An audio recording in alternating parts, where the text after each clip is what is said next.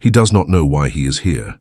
The room comes back in fragments, a faint electrical hum, the sterile smell of disinfectant, the quiet confidence of people who do not introduce themselves. A voice tells him to relax. A glass of water is placed in his hand. He drinks it. Moments later, reality begins to loosen its grip. Time stretches. Thoughts slide out of order. Familiar ideas feel distant, unreachable. Anxiety rises, but no one intervenes. Behind a one-way mirror, someone is taking notes. This moment, unexplained, unapproved, and impossible to undo, would become routine inside a secret research program authorized by one of the most powerful institutions in the world, the Central Intelligence Agency. For 20 years, the program would operate quietly across universities, hospitals, prisons, and ordinary-looking apartments. Its stated mission sounded abstract, almost theoretical, to understand how the human mind could be influenced, disrupted, or redirected. But the implications were anything but abstract. What happens when a government decides that human consciousness itself is a strategic asset? The Cold War was not fought only with missiles and soldiers. It unfolded in whispers, coded messages, and classified reports. It was a conflict defined by uncertainty, by the fear that the enemy might discover something first. And among the most disturbing fears was this: what if loyalty, memory, and perception could be manipulated? That fear gave rise to a program with a deliberately meaningless name, MK-Ultra. Behind that label existed dozens, then hundreds, of loosely connected projects. Many were carried out by researchers who never knew who truly funded their work. New chemicals, psychological stress tests, hypnosis, isolation, techniques designed to overwhelm the senses or fragment attention, all framed as research, all protected by secrecy. The participants rarely understood what they were part of. Some were soldiers following orders, others were patients seeking help. Some were prisoners with limited choices, others were ordinary citizens who believed they were taking part in harmless studies. Very few were given full explanations. Fewer still gave informed permission, and some paid a lasting price. Among the most troubling cases was that of a scientist, someone who attended a work meeting and left fundamentally changed. In the days that followed, colleagues noticed his growing distress and confusion. Soon after, his life ended under circumstances that raised questions no one wanted to ask at the time. Official explanations were brief. The file was closed. Decades later, his family would learn that he had been given a powerful psychoactive substance without his knowledge. MK-Ultra was not a single experiment, and it was not the work of one reckless individual. It was a system, slow-moving, bureaucratic, and carefully compartmentalized. Each small decision seemed defensible on its own. Each step created space for the next. Responsibility was diluted across departments, titles, and layers of classification. There were no clear boundaries. Oversight was minimal. Internal discussions focused on effectiveness, not consequences. The central question was never, should this be done? But rather, how much can be learned before this attracts attention? For years, it didn't. Funding passed through front organizations. Reports were written in technical language that softened their meaning. Even within the agency, few people understood the full scope of what was happening.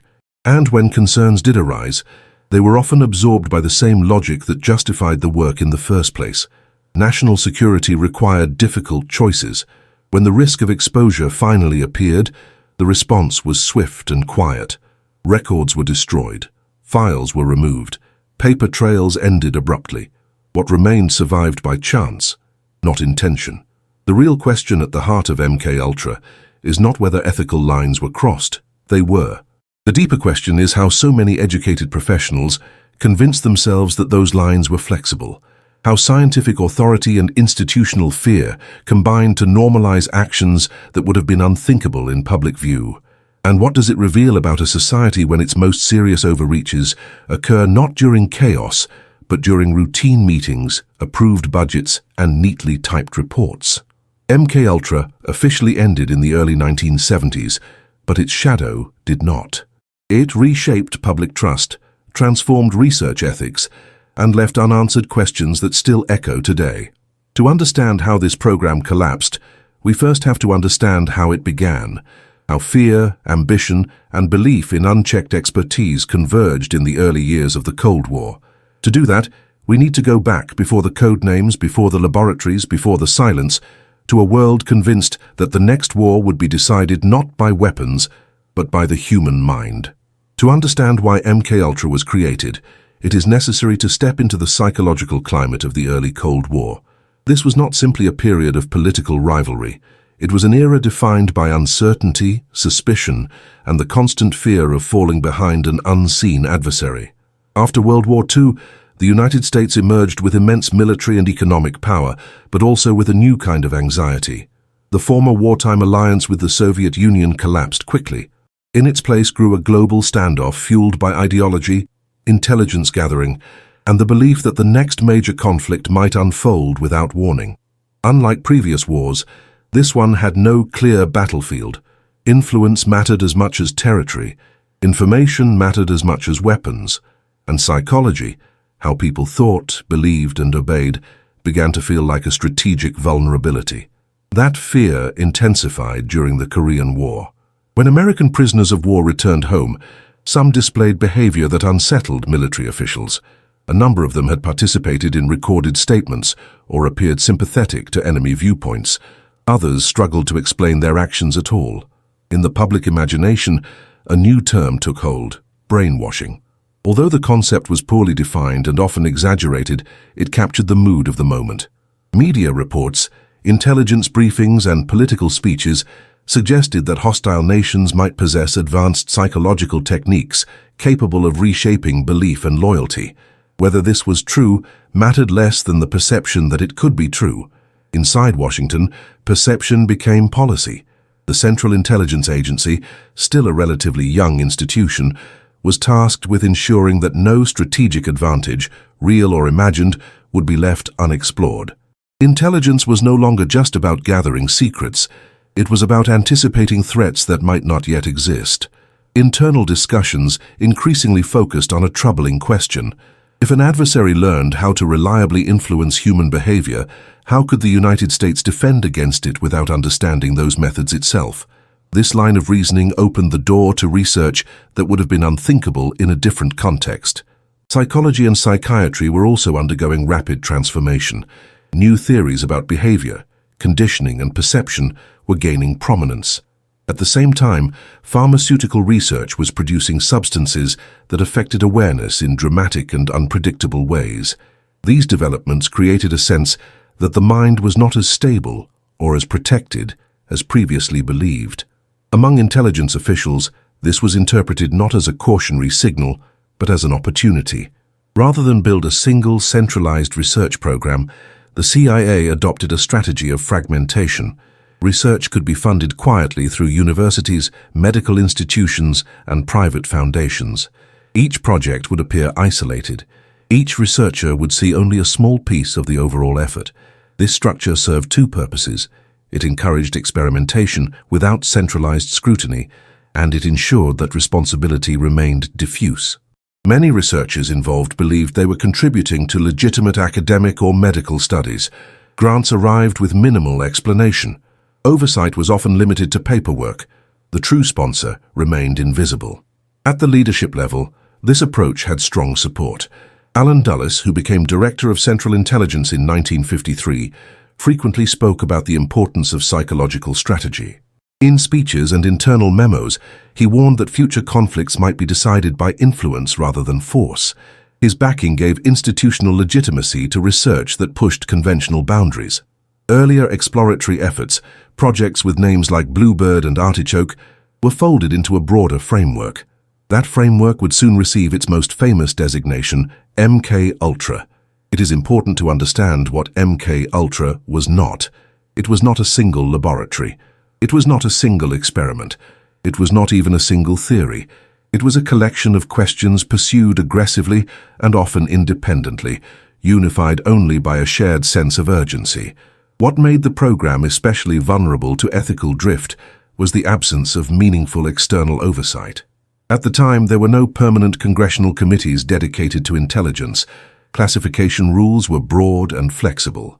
Once a project was labeled sensitive, it effectively disappeared from public accountability. Within this environment, the idea of informed participation became secondary. Subjects were often viewed as variables rather than individuals. Institutional priorities overshadowed personal risk. Language softened reality, turning invasive procedures into neutral methods and serious consequences into unexpected outcomes. What was at stake, officials believed, was national resilience. If the mind could be influenced, then understanding that influence became a defensive necessity. This logic created a moral shortcut, one that allowed decision-makers to frame almost any action as preventive rather than experimental. As years passed, this shortcut became a habit. By the mid-1950s, MKUltra had secured stable funding, internal protection, and a culture that discouraged hesitation. The groundwork was complete. The questions had been justified. The structure was in place. What followed would not be driven by clear evidence or proven success, but by momentum. The belief that stopping would be more dangerous than continuing. And with that belief firmly established, the program moved from preparation into practice. The individual who would come to shape MKUltra more than anyone else did not fit the image of a shadowy mastermind. He was quiet, analytical, and deeply convinced that his work served a necessary purpose. Sidney Gottlieb, head of the CIA's Technical Services Division, believed that human behavior could be systematically disrupted, studied, and, under the right conditions, reshaped.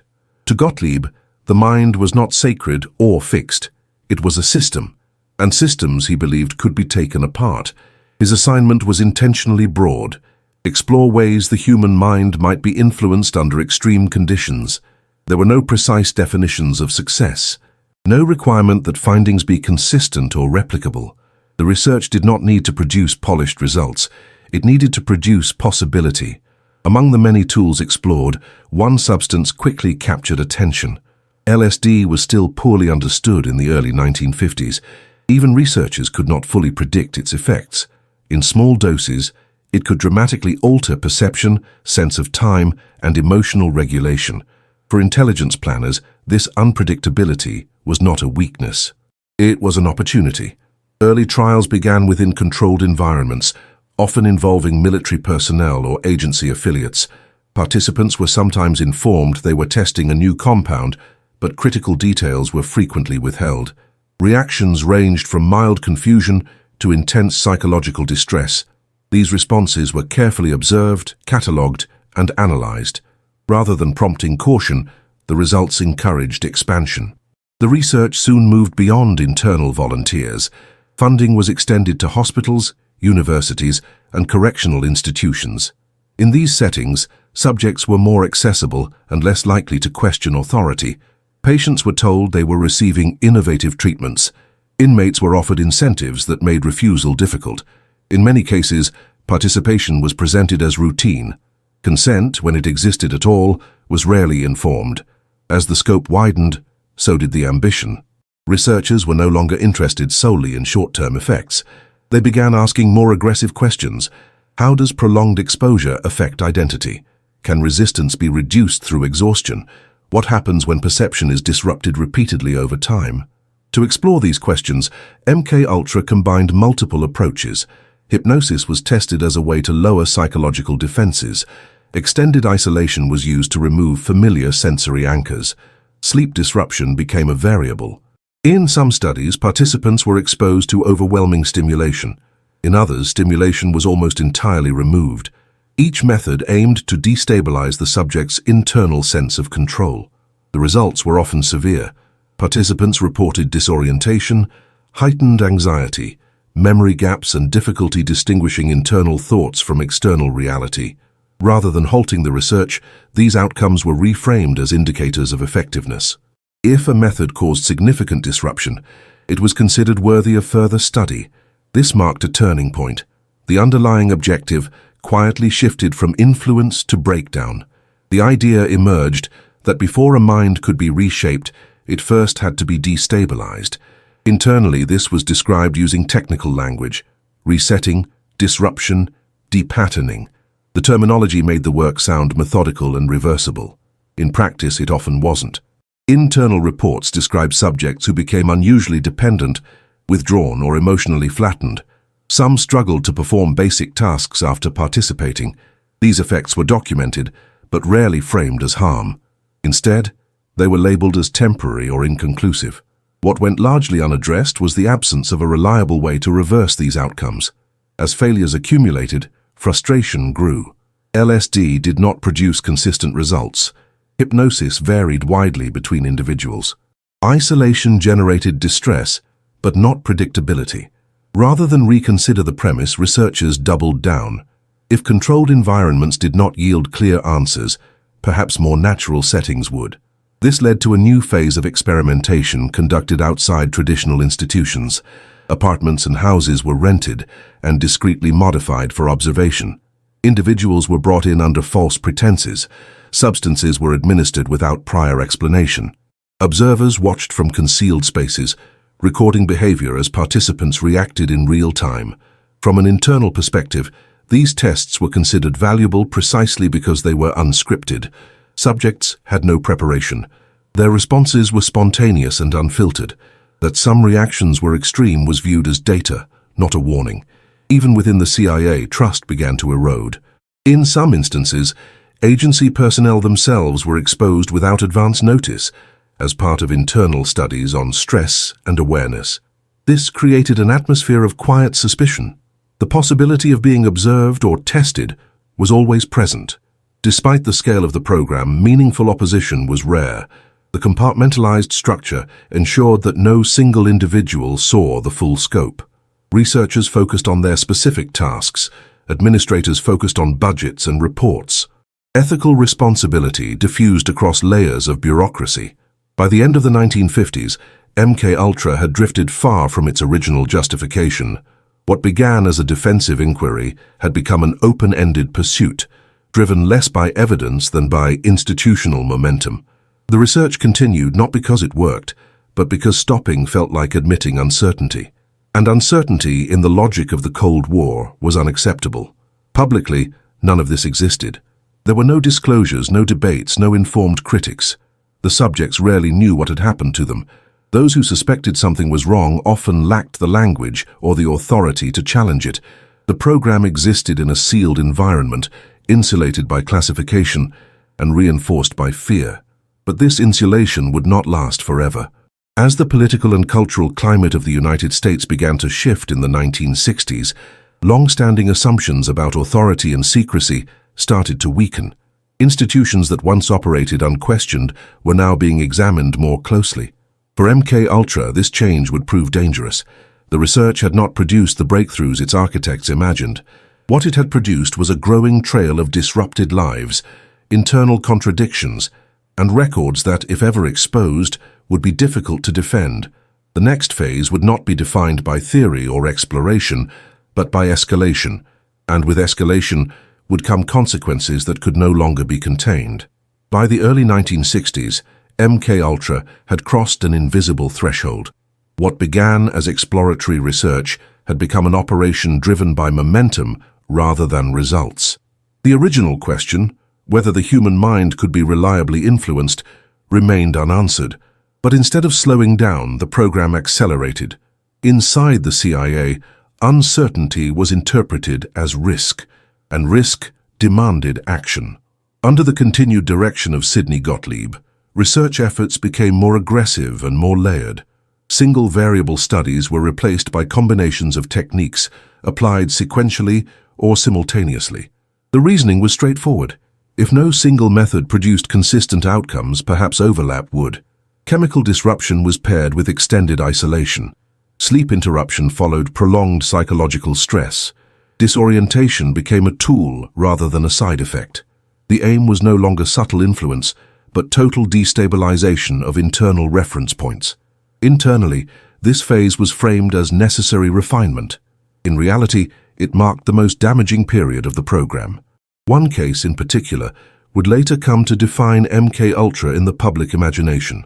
Frank Olson, a civilian scientist working with the U.S. Army, attended a professional retreat in late 1953. During the event, he was given a psychoactive substance without his knowledge. The effects were immediate and deeply unsettling. In the days that followed, Olson became increasingly distressed. Colleagues noticed changes in his behavior, confusion, anxiety, and a growing sense that something was profoundly wrong. Instead of transparent explanation or proper care, the response was controlled and quiet. Olson was monitored, moved between locations and accompanied by intelligence personnel. 9 days later, he died after falling from a hotel window in New York City. At the time, his death was described as a personal tragedy. No mention was made of the substance he had been given. No public questions were raised. The case was closed. It would take more than 20 years for the truth to emerge. Olson's story was not unique, but it was one of the few that survived long enough to be reconstructed. Most others disappeared into incomplete files or were never documented at all. Within psychiatric institutions, MK-Ultra-funded research reached its most extreme form. Patients were subjected to prolonged psychological stress under the guise of treatment. Memory disruption was pursued intentionally. Some participants were exposed to repetitive audio messaging, while in highly vulnerable mental states, based on the belief that suggestion could overwrite existing patterns of thought. The consequences were devastating. Former patients described losing basic skills, struggling with long-term memory gaps, and experiencing persistent emotional instability. Families reported loved ones who returned home fundamentally changed, unable to resume normal lives. Internally, these outcomes were not framed as failures. Reports described significant cognitive impact and effective disruption of established patterns. The language insulated decision-makers from the human cost. Outside institutional settings, field experiments continued. In several cities, apartments were rented and converted into observation sites. Individuals were brought in under false pretenses. Substances were introduced without advance explanation. Observers monitored reactions through hidden observation points, documenting confusion, fear, and emotional volatility. These scenarios produced highly inconsistent data. Some individuals became withdrawn. Others reacted with panic. Many struggled to understand what was happening at all. The unpredictability made the results difficult to interpret, but that did not stop the work. Instead, unpredictability itself became the focus. The goal was no longer control in the traditional sense. It was vulnerability. By the mid-1960s, MK-Ultra faced two growing problems. First, it was not delivering reliable, actionable methods. After more than a decade, there was still no clear way to predict or guide outcomes. Second, the political environment was changing. Public trust in government institutions was eroding. Investigative journalism was becoming more aggressive. Congressional interest in intelligence oversight was growing. Programs that once operated without scrutiny now carried real exposure risk. Inside the CIA, concern shifted from results to liability. In 1973, amid mounting pressure following the Watergate scandal, Richard Helms, then Director of Central Intelligence, made a decisive move. He ordered the destruction of MK-Ultra records. The order was broad and final. Files were shredded. Sub-project documentation vanished. Years of reports, data, and internal correspondence were deliberately erased. Officially, this was described as routine cleanup. In practice, it eliminated the possibility of a full historical accounting. When investigations eventually began, they did so in a vacuum. Congressional inquiries in the mid-1970s attempted to piece together what had happened. Witnesses testified cautiously, often claiming limited knowledge. Many researchers stated they had been unaware of the broader context. Gottlieb acknowledged mistakes, but emphasized the pressures of the Cold War. No one faced criminal charges. The destruction of records ensured that accountability would remain partial. Without documentation, there could be no definitive list of participants, no complete understanding of scale, and no clear assignment of responsibility. For those affected, this was a second loss. Not only had their experiences been hidden, but the evidence of those experiences had been intentionally removed. MK-Ultra did not end with a public shutdown or a clear moral reckoning. It dissolved quietly, absorbed into the larger restructuring of intelligence oversight. Its goals were abandoned, its methods were discredited, but its consequences remained. The program demonstrated not the power of mind influence, but the limits of secrecy. It showed how easily institutions can confuse experimentation with necessity, and how quickly ethical boundaries erode when outcomes are prioritized over individuals. When MK-Ultra finally came into public view, the central question was no longer whether the research had gone too far. It was how it had continued for so long, with so little resistance. and whether the systems designed to prevent its return would be strong enough when fear once again demanded answers. When MKUltra finally entered public awareness, it did so in pieces rather than revelations. There was no single document that explained everything, no archive that told the full story. What surfaced instead were fragments, financial records, partial testimonies, and memories from individuals who struggled to understand what had happened to them. The most significant attempt to bring clarity came in 1975, when the US Senate launched a wide-ranging investigation into intelligence activities. Known as the Church Committee, the inquiry examined abuses carried out by multiple agencies. MKUltra quickly emerged as one of its most troubling findings. Even then, the investigation faced an impossible task. Most of the program's documentation no longer existed. Years earlier, records had been deliberately destroyed, leaving investigators to reconstruct events from secondary evidence and reluctant witnesses. The absence of files was not treated as coincidence. It was understood as part of the program's final design.